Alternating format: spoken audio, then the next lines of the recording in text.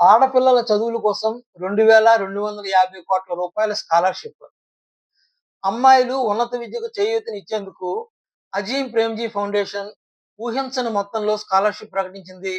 ఒక సంవత్సరానికి రూ. 750,00,00,000 చొప్పున రాబోయే 3 సంవత్సరాలకు గాను రూ. 2,250,00,00,000 స్కాలర్‌షిప్ ప్రకటించింది. ఈ పథకం ద్వారా ఎంపికైన మొత్తం 2,50,000 మంది అమ్మాయిలకు ఒక్కొక్క సంవత్సరానికి రూ. 30,000 చొప్పున స్కాలర్‌షిప్ అందజేస్తారు.